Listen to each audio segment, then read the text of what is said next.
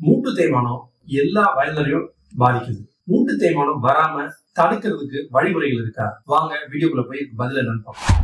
மூட்டு தேய்மானம் வராம தடுக்கிறதுக்கு சில முக்கிய வழிகள் இருக்கு. இந்த வழிகளை நம்ம சிறு வயதுல இருந்து பின்பற்றுவது அவசியம். மூட்டுக்குள்ள இருக்கக்கூடிய குருத்தெலும்புக்கு நீர் சத்து ஒரு நாளைக்கு 3 லிட்டர் தண்ணி குறையாம குடிப்பது அவசியம்.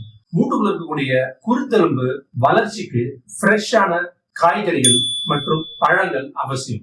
நட்ஸ் வகைகள், சீ ஃபுட்ஸ், பருப்பு வகைகள், சூப் வகைகள் எடுத்துக்கொள்வது அவசியம். மூட்டை சுற்றியுள்ள தசைகளுக்கு எக்ஸசைஸ் கொடுத்து பலப்படுத்துவது மூட்டை பாதுகாக்க உதவுது. சேர்ல உட்கார்ந்து காலை நீட்டி மடக்கும் பயிற்சிகளை 5 to 10 நிமிடம் செய்தாலே போதுமானது.